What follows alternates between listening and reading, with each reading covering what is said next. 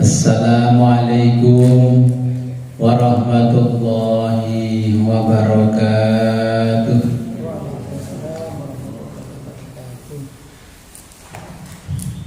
Bismillahirrahmanirrahim.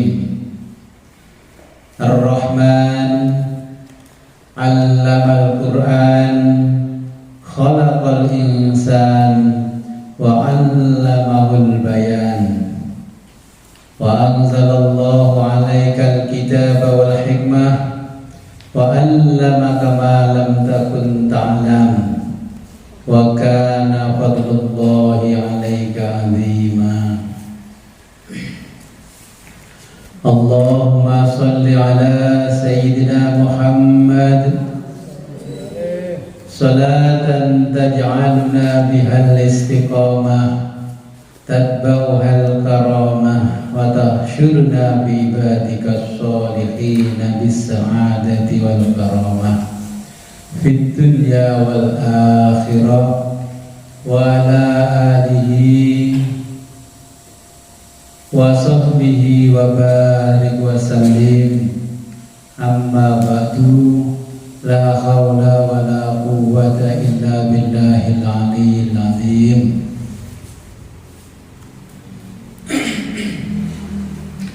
Alhamdulillah, pada siang hari ini kita diberikan kenikmatan oleh Allah yang sangat luar biasa, sehingga kita bisa kembali ngaji kitab hadis Sahih Bukhari Mukhtasar Ibnu Abi Jamrah.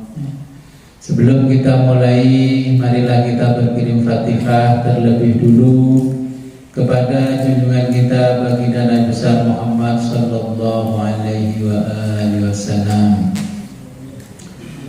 Ila hadratin nabiyina wa habibina wa syafi'i qulubina wa qurrati a'yunina wa qudwatina sayyidina wa maulana Muhammad sallallahu alaihi wasallam wa ala alihi wa ashabihi wa ahli baitihi al-kiram.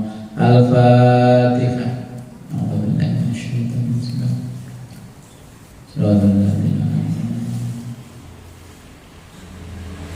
Summa ila hadratil Imam Abi Abdullah Muhammad ibn Ismail ibn Ibrahim ibn al-Mughirah al-Bukhari. Al-Fatihah.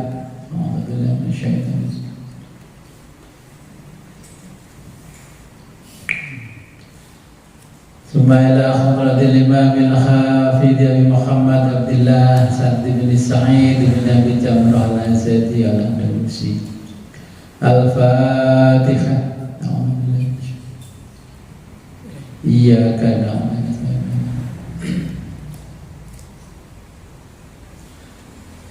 Summa ila jami' mu'allifil kutubi wa syarihiha wa musannifiha wa ila jami' man ajazana ila al-muntaha. Syai'ulillahi lahumul Fatihah.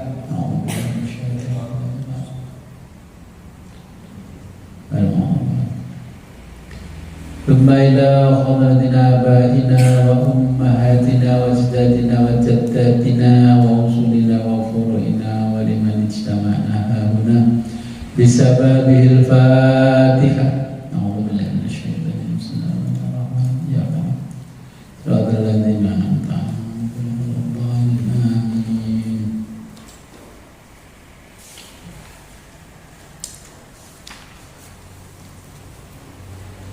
Sampai hadis 68.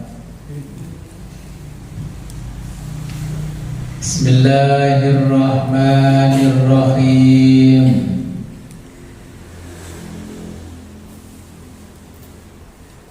An Usamah bin Zaidin. Itu yang diterjemah, keliru tulisnya ya, an, alif nun dipisah ya, spasi baru Usamah. An Usamah bin Zaidin, hadis diceritakan dari Usamah bin Zaid. Qala, berkata Usamah, arsalat, mengutus, siapa ibnatu Nabi putri Nabi Sallallahu Alaihi Wasallam.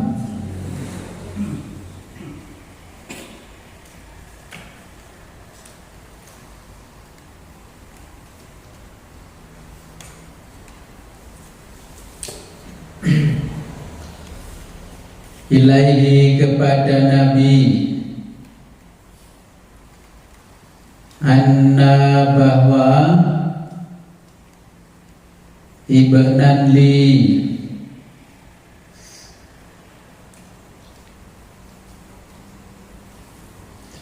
ibnan anak laki-laki, ibnan li anak laki-lakiku,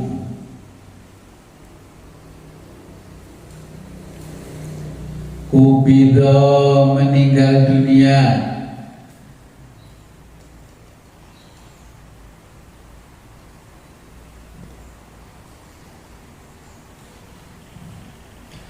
faktina sekiranya sudi datang pada kami. Kulo aturi rawuh datang panggilan kulo. Farsala kemudian Nabi mengutus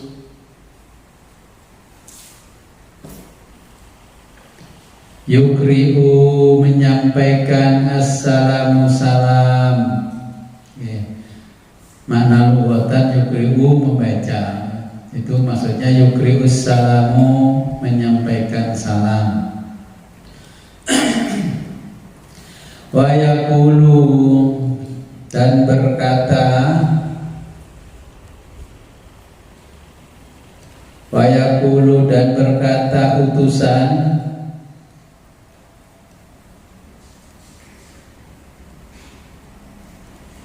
inna lillahi, inna sesungguhnya, lillahi adalah milik Allah, ma apa yang akhadha telah mengambilnya,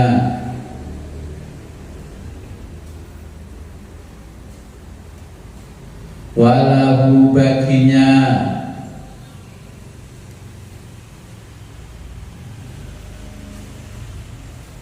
ma apa yang atau telah dia berikan,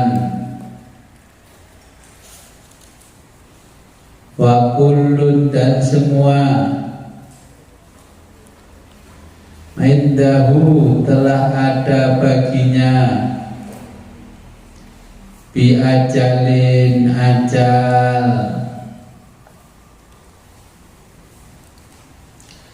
musamma yang telah ditetapkan. Ini tengacing nih. Kursi ini mau teman-teman.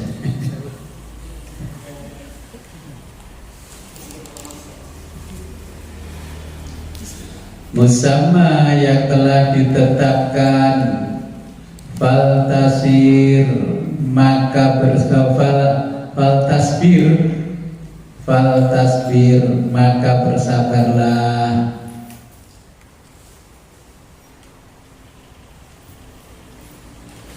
wal tahtasib dan berharaplah pahala,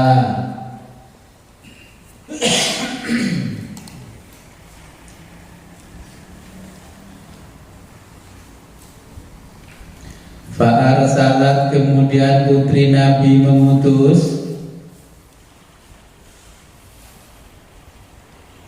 ilaihi kepada Nabi,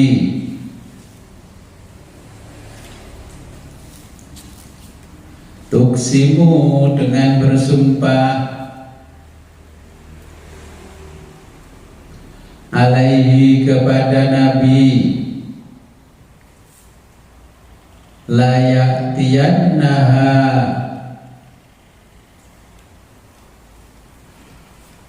bahwa beliau benar-benar akan mendatangi putrinya, tiannaha, bahwa beliau benar-benar akan mendatangi putrinya.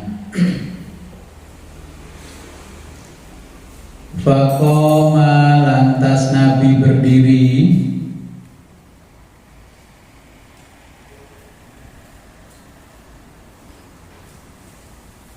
Wa ma'ahu, dan orang-orang yang bersama Nabi,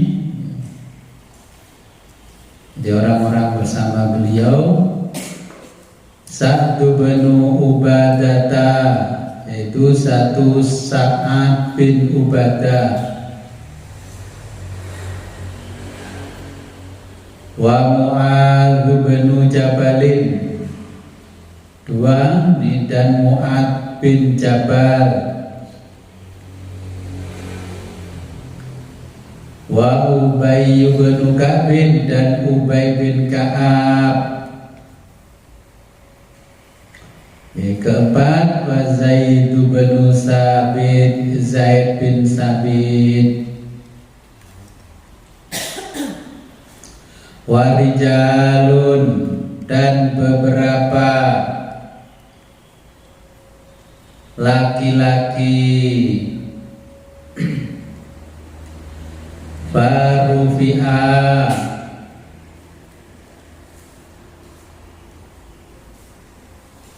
Farufi'a, kemudian anak tersebut dihaturkan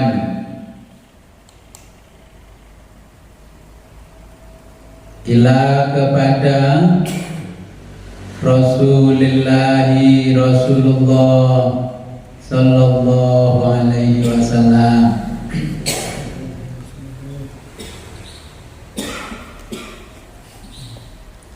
As-sabiyu, anak kecil itu,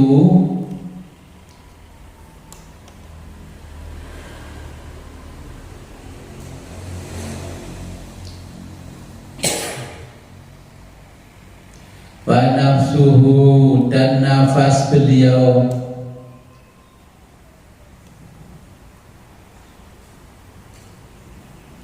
tataqaqa'u,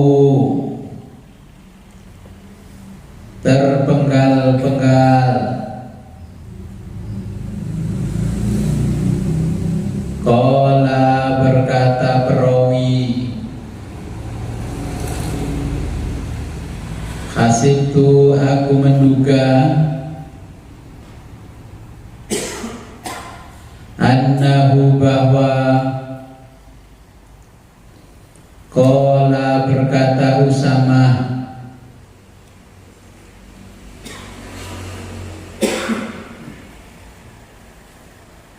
ka'annaha, sementara, syannun, kedua mata beliau,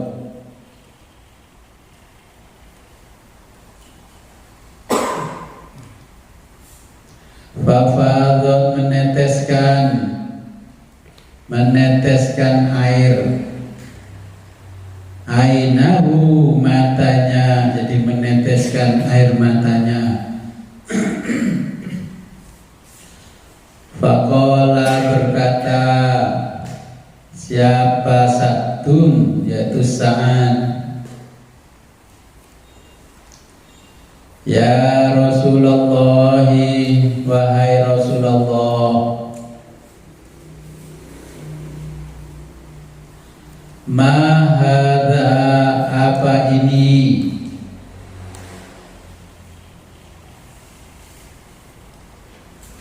qala, bersabda Nabi, hadhihi rahmatun, ini adalah rahmat,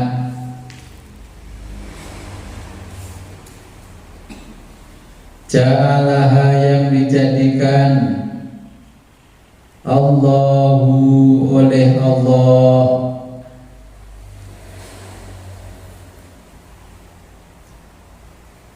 fi qulubi ibadihi, fi dalam kulubi hati. Dijamak jadi kulub hati-hati. Jadi hati ibadihi hamba-hambanya.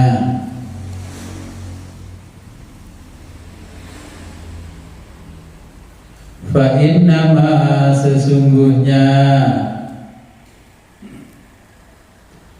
yarhamullahu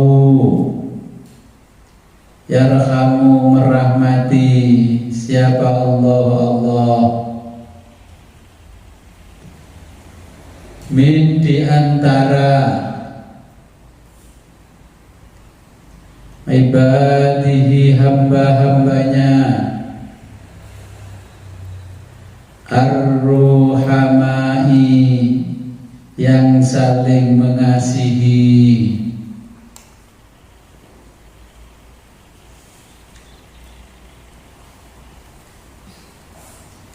Jadi ini kisahnya adalah ketika cucu Rasulullah meninggal. Cuman rawinya tidak menyebutkan cucu dari siapa. Pokoknya putri Nabi. Kita baca di kitab lain ini katanya antara Fatimah atau yang lainnya. Ada yang menyebutkan putrinya Zainab. Tetapi di dalam penjelasannya adalah putri Nabi. Namanya siapa di situ sudah dijelaskan. Dulu saya membaca hadis ini siapa sebenarnya diceritakan. Ternyata membuka hadis yang lain, judulnya salah satu putri Nabi. Jadi tidak disebutkan namanya Fatimah. Ada yang memperkirakan itu adalah putri Fatimah. Tapi saya membaca sejarah kok bukan. Kalau dikisahkan dengan waktunya, kayaknya bukan Fatimah, mungkin putri Nabi yang lain, jadi cucu dari putri Nabi yang lain. Jadi ini kisah dari hadis ini, riwayat ini adalah tentang ketabahan seorang ibu menghadapi anaknya meninggal. Kalau orang zaman sekarang anak meninggal nangis gulung-gulung. Jadi ini tabah, mengutus pembantu mendatangi Rasulullah mengkabarkan kalau cucunya meninggal. Kemudian cucu itu digendong oleh Rasulullah, kemudian diantarkanlah sampai ke pemakaman. Kemarin kan ada 7 perkara yang diperintahkan oleh Nabi dan 7 perkara yang dilarang oleh Nabi, termasuk mengantar jenazah. Mengantar jenazah. Mengantar jenazah itu pun oleh ulama fikih diperdebatkan. Mengantar jenazah itu yang baik di depannya jenazah apa di belakangnya jenazah. Mumpung jenengan belum berdebat, saya ingat mengantar jenazah itu di kitab fikih diperdebatkan. Sing apik lek nganterno jenazah itu mlaku berjalan di depan jenazah atau kita mengiringi di belakangnya. Jadi amarona bi'itba'il janaiz, memerintahkan kami untuk mengiringi jenazah. Imam Syafi'i mengatakan yang paling utama mengantar jenazah adalah berjalan di depannya jenazah, karena Nabi pernah mengantar jenazah itu bersama sahabat yang lain, Abu Bakar, Umar, Utsman, itu berada di depannya jenazah. Imam selain Syafi'i mengatakan namanya itba, mengiringi ya di belakang. Jadi mengiringi itu di belakang kalau menurut lughatan arti bahasa. Kalau jenengan mengikuti Imam Syafi'i, ngiringi jenazah ya di depan jenazah diantar. Ya seharusnya kalau mengikuti Imam Syafi'i, pengiring jenazah itu yang separuh di depan, separuhnya di belakang. Bukan jenazahnya dikawal gitu, yang di belakang lebih banyak. Bahkan hampir-hampir jenazah jalan sendiri, lainnya ngikuti di belakangnya. Zaman kecil saya ketika ada jenazah itu sampai di liang lahat, pengantar jenazah itu masih membacakan tahlil la ilaha illallah. Sekarang nggak ada. Sekarang ngomongan kancane dia melaku HP ini sampai kejegur dhewe nang kuburan. Ya. Jadi yang ditanamkan sejak zaman Nabi, para sahabat, tabi'in sampai ke ulama-ulama kita mulai pudar ya tahun 2000 ke sini. Ya. Dulu itu mengantar jenazah sambil membacakan tahlil, mintakan ampun sampailah di depan liang lahatnya si jenazah itu. Jadi kisah ini hanya disampaikan di dalam riwayatnya adalah tentang seorang ibu yang memiliki ketabahan ketika ditinggalkan oleh anaknya. Oke. Makanya ini ibu, ini Nabi mengirimkan salam, innalillahi ma'akhadha walahu ma'ata wa kullun indahu. Oke, jadi Nabi mengatakan alah lek wis kabeh iku barang titipane Allah. Oke. Koyok memean lewat sing duwe memean merasa permiane garing yo ditasi masih ora udan. Lek wayahe masih burung wayahe garing lewat wayahe udan yo permiane tetep ditasi karo sing duwe. Nah itu kalau diterjemahkan bahasa Jawa. Ini menyesuaikan dengan apa yang ada di dalam orang Jawa. Makanya kita tak boleh menangis. Dulu Imam Hasan Al-Basri itu ketika ibunya wafat menangis. Terus ditegur sama sahabat-sahabatnya, sama muridnya, wahai Imam Hasan Basri, kenapa engkau menangis? Padahal engkau sering mengatakan pada kami, ketika orang tua kita wafat, keluarga kita wafat, tidak boleh menangis. Jawabnya Imam Hasan Al-Basri, aku bukan menangis karena ibuku meninggal. Aku menangis karena pintu rahmatku mulai tertutup hari ini. Kalau ibu meninggal, seorang ibu meninggal, maka pintu rahmat anaknya tertutup. Maka disitulah aku menangis. Bukan karena kepergian ibuku menghadap Sang Ilahi aku menangis.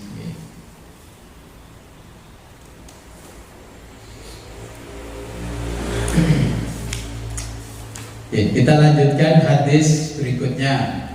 Cucu ini bukan cucu Hasan Husain ya, ini masih kecil. Bismillahirrahmanirrahim. An Samrota.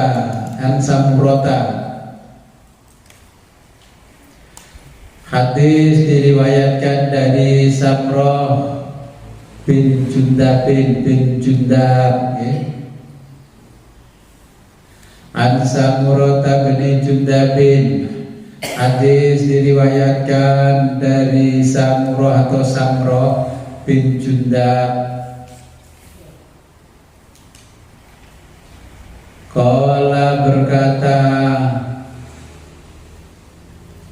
kana nabiyyu, beliau Nabi sallallahu alaihi wasallam,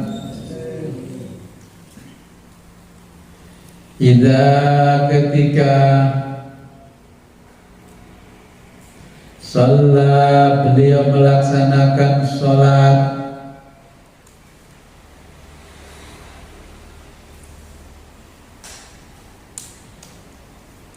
sholatan salah satu sholat, akbala menghadap, alaina kepada kami,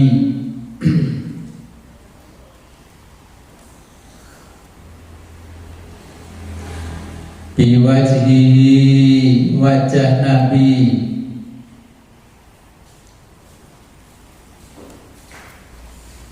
fayaqulu, lalu bertanya beliau Nabi,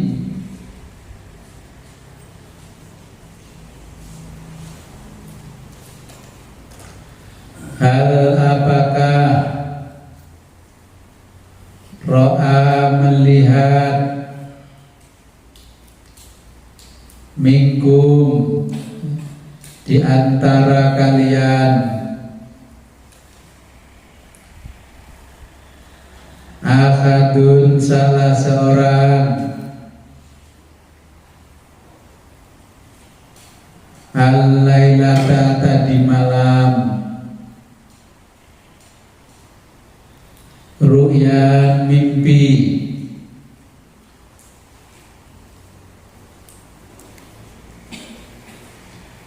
Qala berkata perawi, fa'in jika ro'a melihat,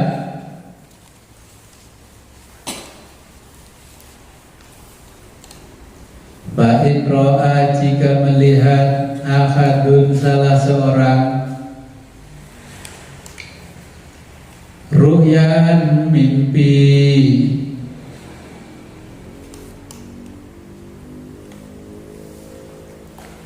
qassaha maka dia akan menceritakannya.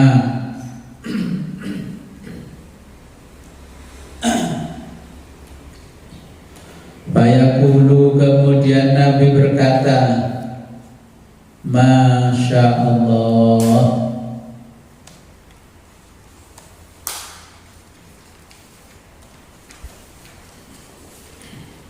Fasa'alna maka bertanya Nabi kepada kami,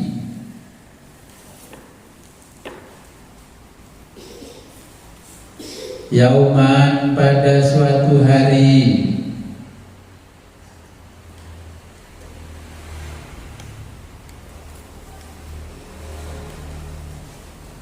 faqala maka bertanya Nabi,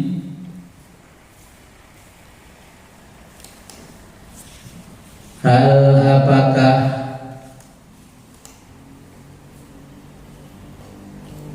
roha ada yang melihat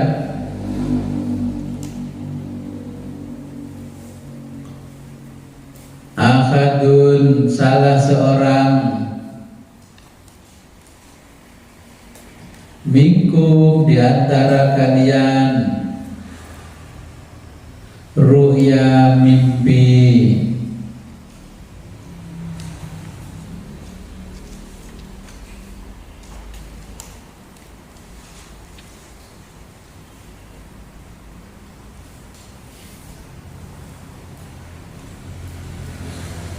Kulna kami menjawab,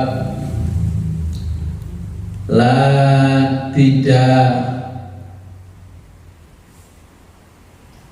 Qala berkata Nabi, lakini tetapi aku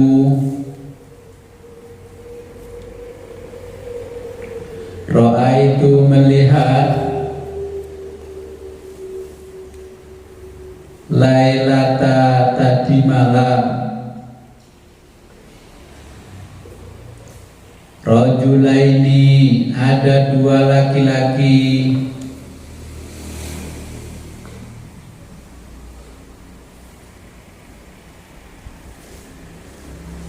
atayani yang mendatangiku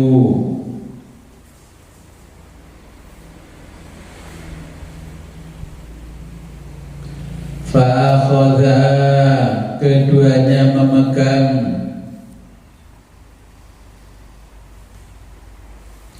biyadi kedua tanganku fa'akhrajani lalu membawaku ilal ardi ke tanah al-muqaddasati al-muqaddasah. Al-muqaddasah nama tempatnya. Faiza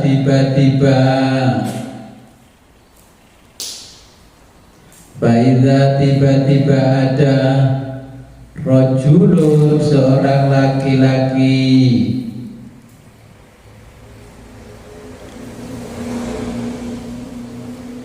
jalisun yang sedang duduk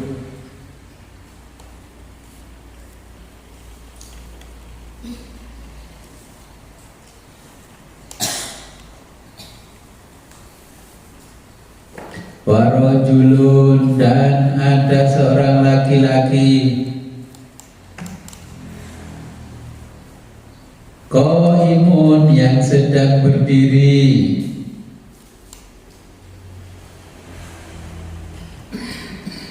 biyadihi, di tangannya memegang,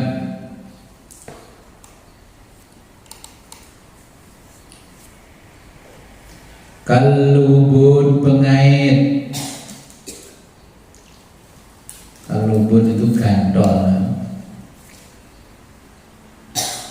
Min hadidin, min terbuat dari hadidin, besi.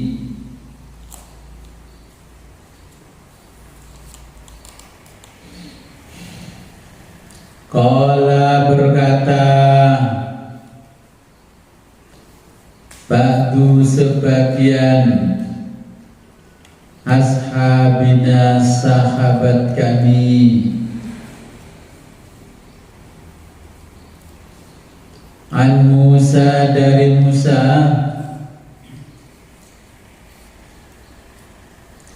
innahu, bahwa pengait, yudkhiluhu, dimasukkan, zalikal kaluba, zalika itu al kaluba, pengait. Jadi pengait itu fi syidqihi, di sisi mulutnya, kata hingga ya belugha, menembus, qafahu, tengguhnya, tsumma, lalu,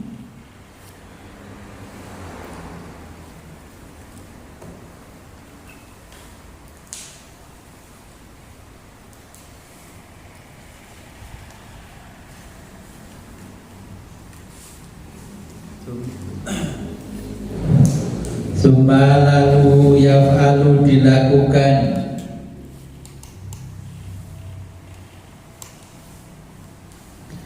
bisyidqihi, di sisi mulutnya, al-akhari, yang lain, mislah, hal yang sama,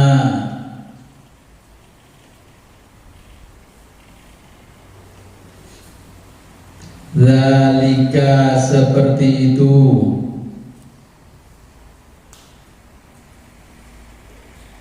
wayaltaimu, dan boleh kembali,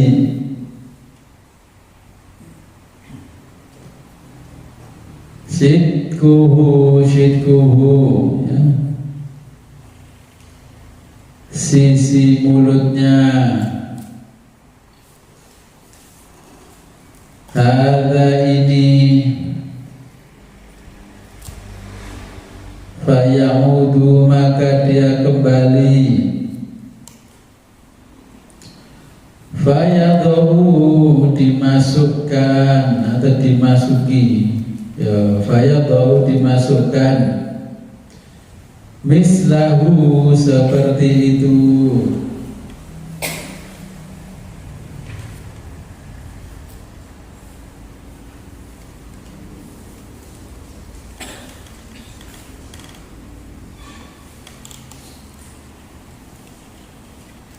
Qultu, aku bertanya, akunya Nabi, ya. Qultu, aku bertanya, ma hadza, apa ini? Qala, mereka menjawab, intolik, berangkatlah,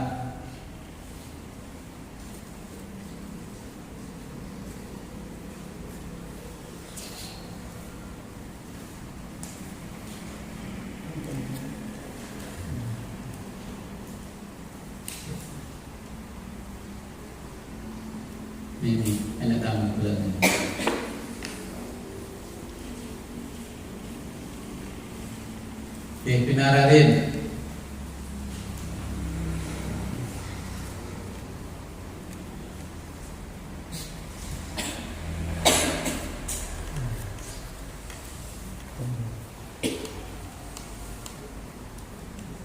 Semalaman tiang-tiang ya.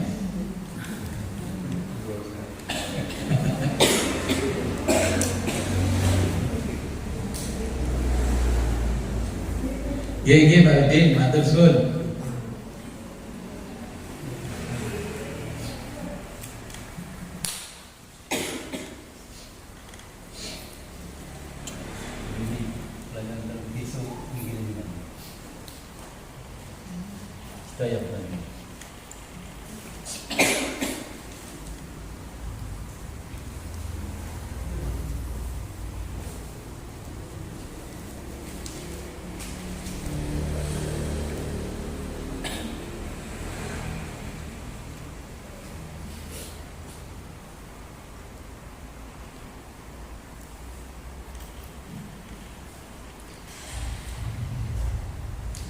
Sampai intolik ya.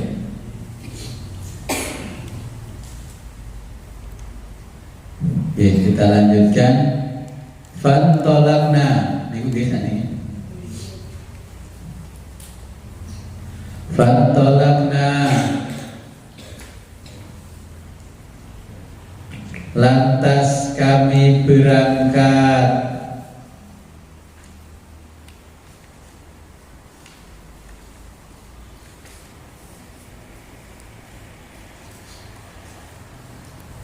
Hatta hingga ataina kami sampai ala rojulin kepada seorang laki-laki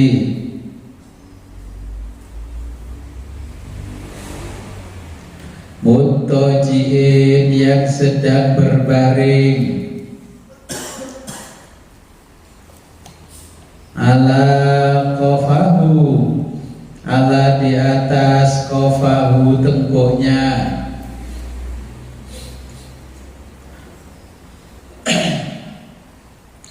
Warojulun dan laki-laki lain qaimun berdiri ala roksihi di atas kepalanya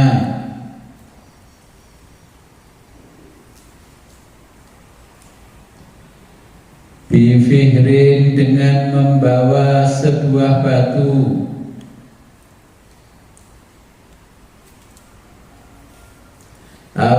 atau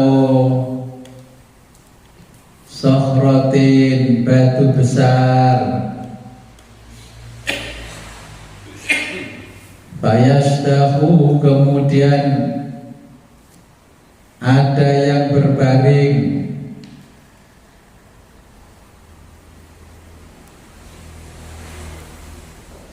biha dipukul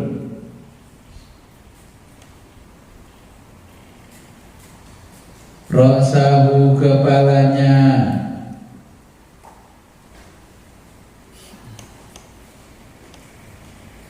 faida ketika dzorobahu telah dipukul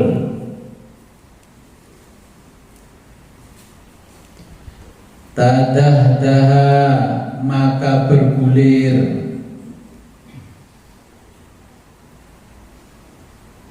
apa al-hajaru batu fantolako maka laki-laki itu menghampiri ilaihi batu itu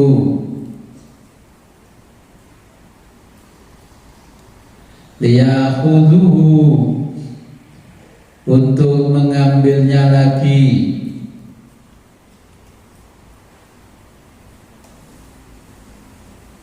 fala yarji'u maka tidak kembali ila hadza pada ini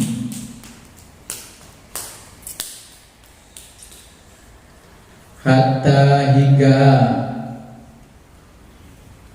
yaltaima pulih apa rosuhu kepalanya,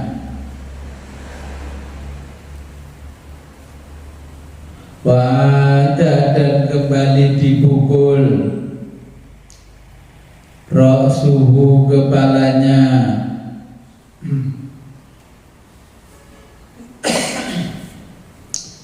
kama sebagaimana huwa dia, fa'ada memukul ilaihi laki-laki itu, fadorobahu maka laki-laki yang berdiri memukul.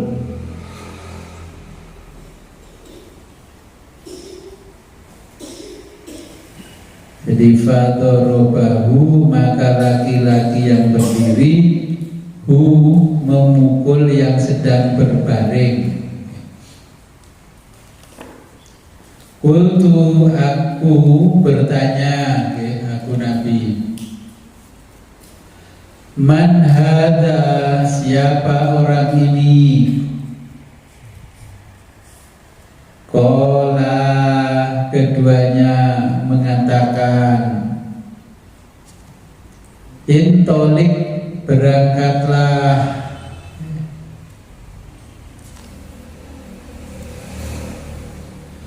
Fantolako, lantas kami berangkat. Ila sakbin, menuju lubang. Misla seperti at-tanuri, dapur api.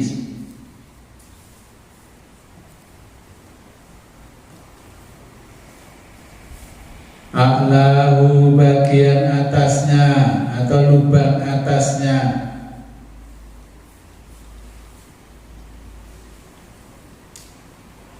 Dhaikun, adalah sempit.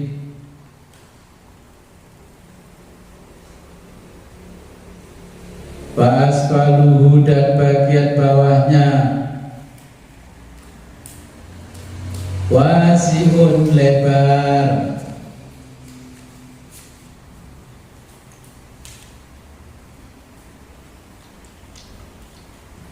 Ya tawaqqadu, dengan menyala-nyala.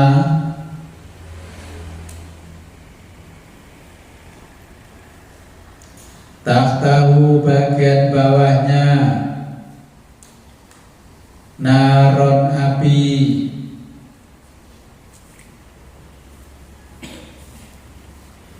Faida, apabila ibtaroba, didekatkan api itu.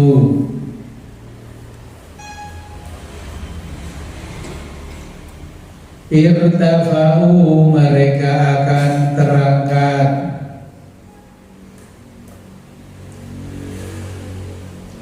Hatta, sampai kadu, dekat lubang. Maka yakhruju, dia dikeluarkan.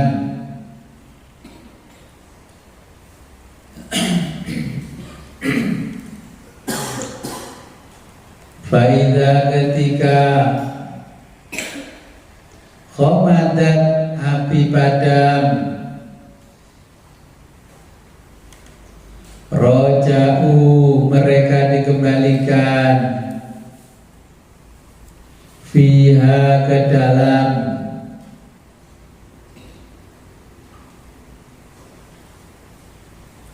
Wa fiha, ke dalam. Ke dalam api. Kemudian Kemudian wafiha, dan di dalam api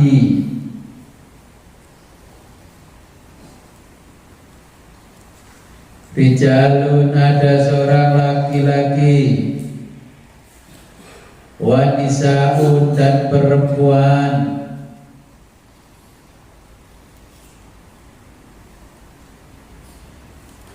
auratun, telanjang bulat. Fakultu, aku Nabi bertanya, ma hadza, apa ini? Qala, mereka berdua menjawab, intolik, berangkatlah.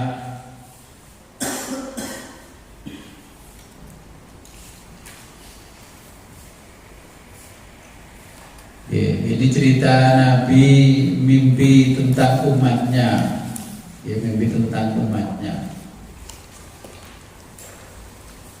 Nah, Nabi mimpi tentang umatnya. Jadi ada laki-laki tidur di atas lehernya, ada lagi tidur berbaring ya di atas tengkuknya. Kemudian ada lagi yang tidur di atas kepalanya. Tidur di atas kepala, kalau orang Jawa bilangnya ngayang. Jadi bertahun-tahun ngayang. Tetapi kalau ada orang yang sampai masuk ke situ, orang itu dipukul pakai batu. Karena apa? Dia kalau sampai bergerak dari tempat posisinya semula ke tempat lain, dia juga akan dipukul dengan batu. Jadi semuanya yang di situ dipukul dengan batu. Ketika Nabi bertanya siapa dia, dua malaikat menjawab, silakan kamu melanjutkan perjalanan, pergilah. Kemudian di fase kedua ternyata ketemulah dengan sesuatu tempat bara api, pawon kalau bahasa Jawa, yang di dalamnya itu ada api yang membara. Di luarnya lubangnya kecil, kalau dimasukkan ternyata di dalamnya besar. Nah, orang dimasukkan ke situ. Kemudian di situ ketemu lagi laki-laki dengan perempuan yang telanjang bulat, yang dimasukkan ke situ juga dan dikenai bara api. Karena ini kisahnya panjang, panjang, sambil dengan nggak capek nulis. Ini belum bisa dikisahkan kalau nulisnya jenengan belum selesai. Oke, sambil istirahat nulisnya, mungkin mau bertanya di hadis yang lain, monggo.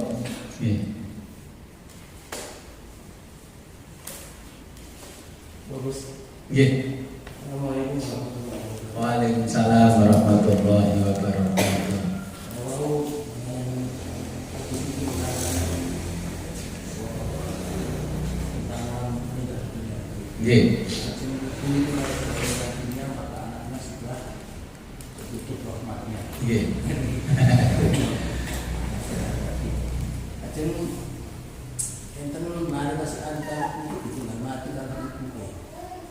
Cara untuk mendapatkan rahmat itu adalah.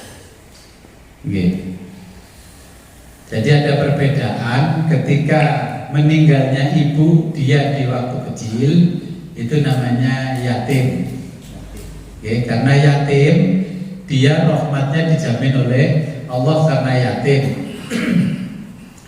Dan orang-orang yang merawat anak yatim juga akan mendapatkan rahmat dari Allah dan keberkahan merawat anak yatim. Dan Nabi juga mengatakan, barang siapa merawat anak yatim kelak di akhirat, dia bersamaku seperti jari-jari ini dekatnya.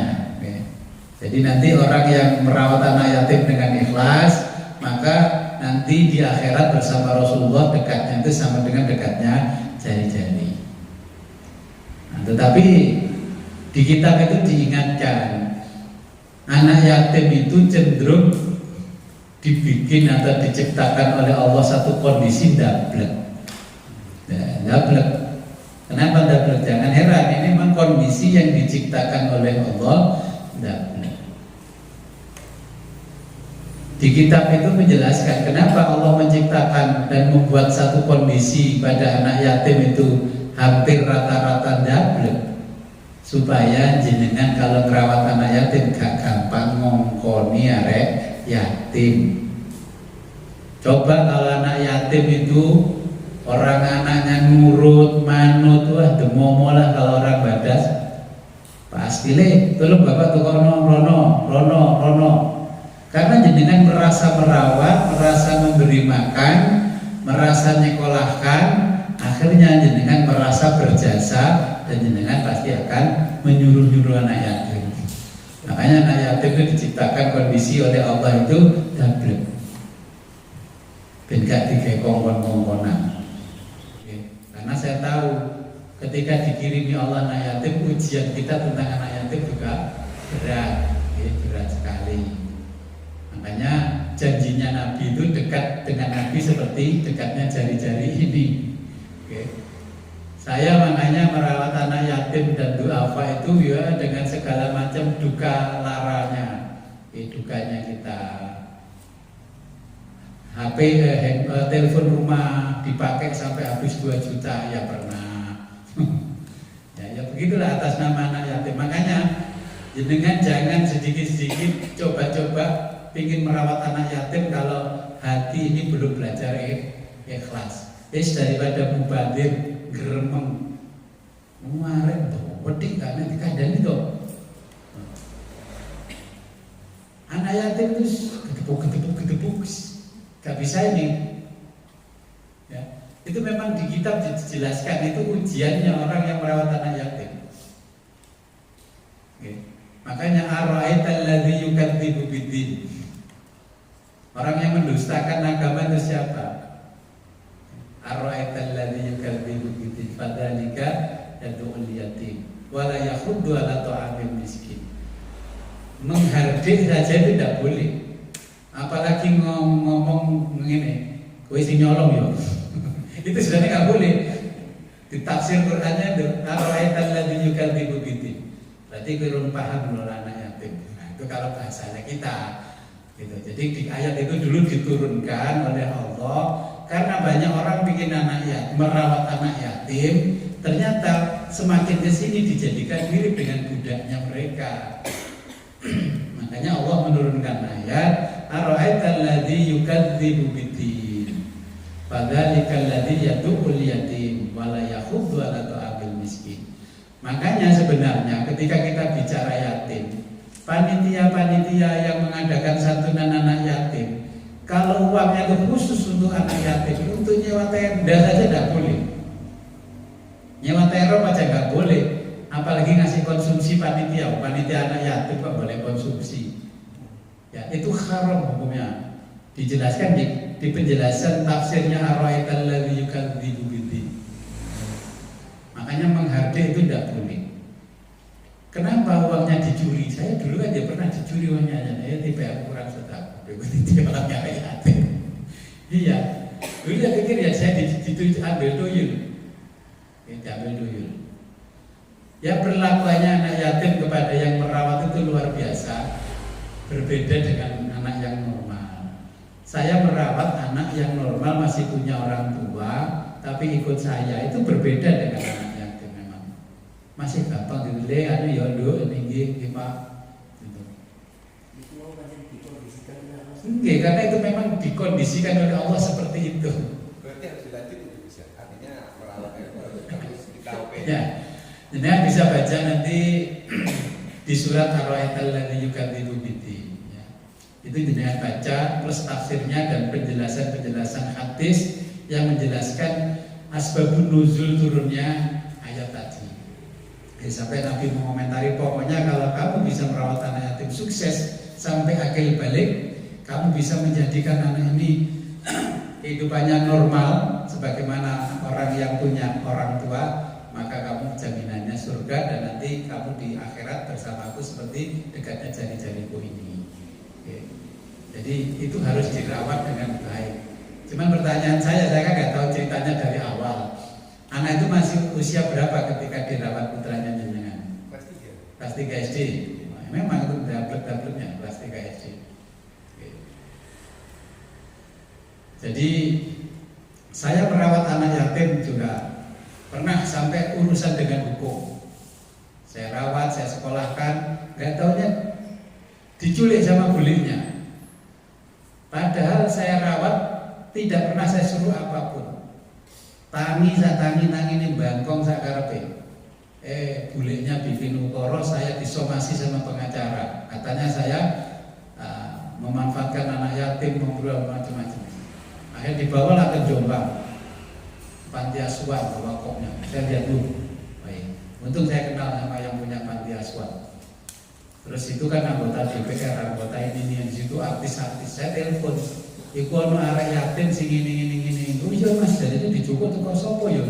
Badas tak pikir sapa? Tiba sampean. Itu kayaknya budenya itu ingin memanfaatkan kondisi anaknya itu, ponakannya itu. Ya sampai begitulah. Bilang nih kalau sampai saya tidak memperlakukan ponaknya dengan baik, kan saya tuntut itu.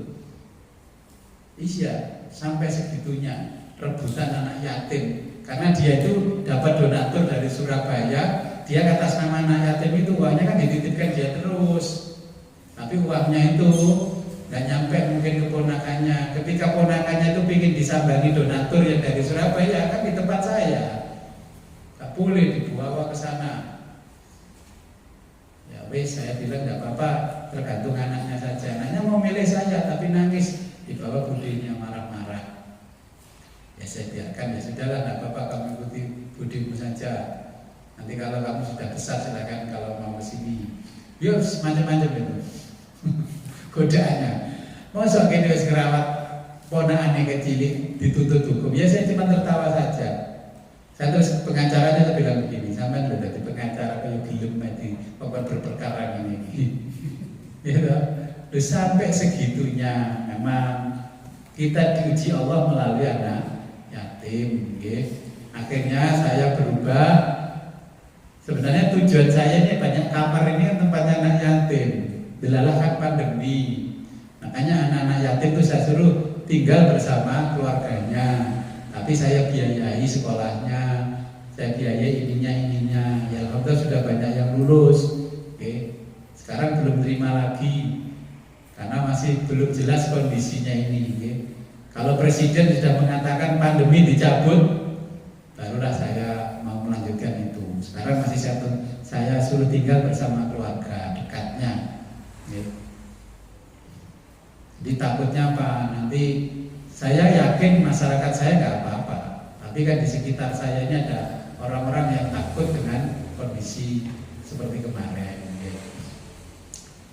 Jadi nanti lebih jelasnya dengan baca lagi ar-ra'aital ladzi yukadzibu bid-din fadzalikal ladzi yad'u yatim wa la yahuddu 'ala ta'amil miskin fawailul lil musallin alladzina hum yurauna wa yamna'una al-ma'un. Maka yang dikatakan al-ma'un itu sebenarnya punya harta banyak, tapi kalau dipakai nyumbang anak yatim fakir miskin mesti hitung-hitungan kalkulator. Oleh apa yuk? Kamu dapat rahmat loh nak. Nanti kalau merawat anak yatim itu hanya al-ma'un. Ya makanya al-ma'un itu kita bertransaksi dengan Allah dengan membandingkan rahmat dan apa yang kita keluarkan itu disindir oleh Allah seperti itu. Ya, maka berat sekali. Saya menyarankan kepada yang belum cukup uangnya gak usah merawat anak yatim, gak termati. Saya jamin itu, saya pengalaman. Dan sudah banyak anak yatim fakir miskin du'afa yang sudah saya sekolahkan. Saya makanya pengalaman, waduh, Gusti Allah wiso, ayo. Al-ma'un itu ya gitu, bawa kalkulator. Nah, nih kalau merawat anak yatim, nah kamu nanti akan dapat rahmat ini. Gak kena itu kan. Allah sudah tahu kita merawat anak yatim bukan motivasi ikhlas, tapi motivasi rahmat. Merawat du'afa pasti rahmat. Orang miskin pasti rahmat. Makanya Allah mengatakan ara'aital ladzi yukadzibu biddin. Jadi ketika kita belum paham agama, ya jangan main agama. Termasuk merawat anak yatim, fakir miskin itu harus, makanya dikatakan itu asyidqun shadaqah, ya. Shadaqah itu berasal dari kata asyidqun. Sidqun itu betul-betul paham, memahami perintahnya Allah luar dalam, zahirun wa batinan. Maka tafsir anak yatim itu harus tafsirnya orang tasawuf, bukan tafsirnya orang syariat. Ya tafsir maudhu'i nggak ngatasi. Tafsir sufi. Merawat anak yatim memang luar biasa. Kalau jenengan berhasil, rahmatnya Allah luar biasa. Nah, orang menyantuni anak yatim, datang ke panti asuhan, terus ngasih dia termotivasi, kepalanya dilus-lus. Saya kadang-kadang kan mengomentari begini, kita nggak salah menyantuni anak yatim terus buka panggung besar, santunan anak yatim.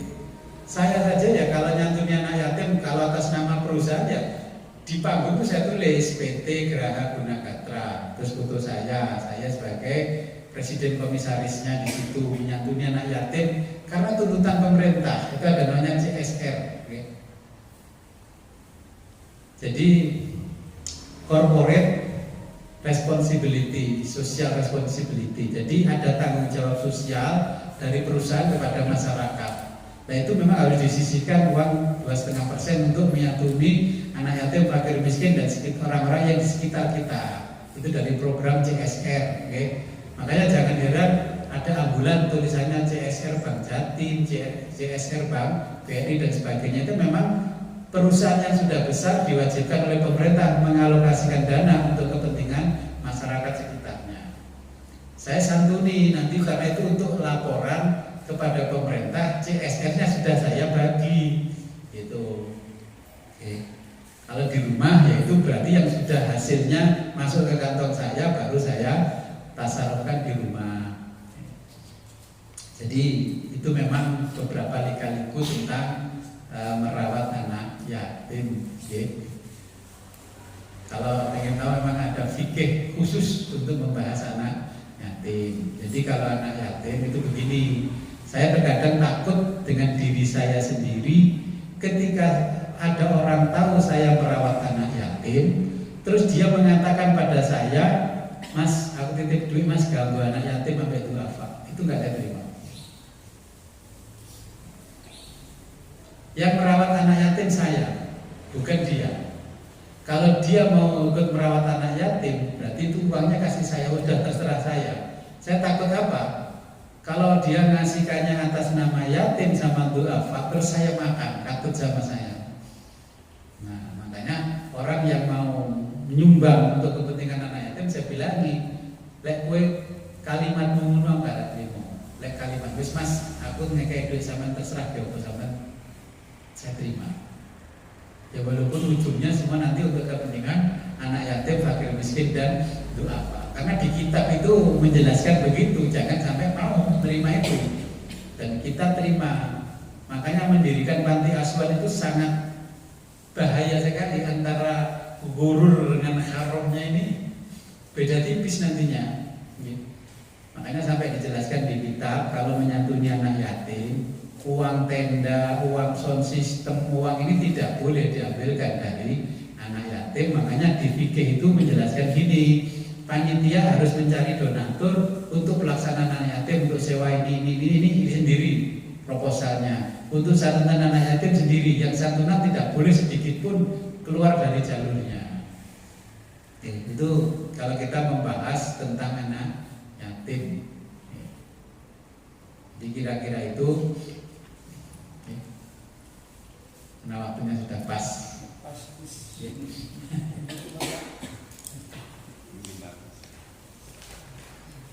Jadi itulah kira-kira apa yang bisa saya sampaikan. Ya. Sebelum kita akhiri, marilah kita berdoa kepada Allah. Mudah-mudahan apa yang kita pelajari pada sore ini membawa manfaat dan barokah fid din wa dunya akal akhirat.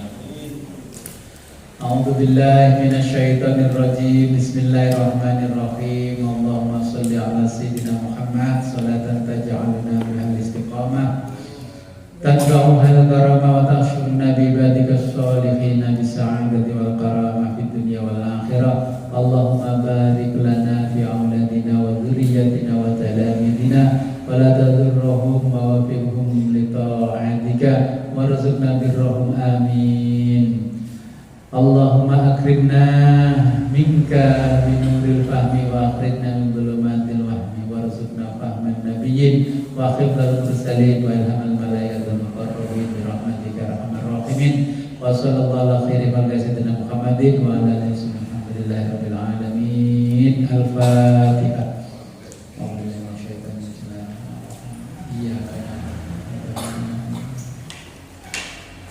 Akhirul kalam, ihdinas siratal mustaqim, wa billahi taufiq wal hidayah wa ridha. Assalamualaikum warahmatullahi wabarakatuh.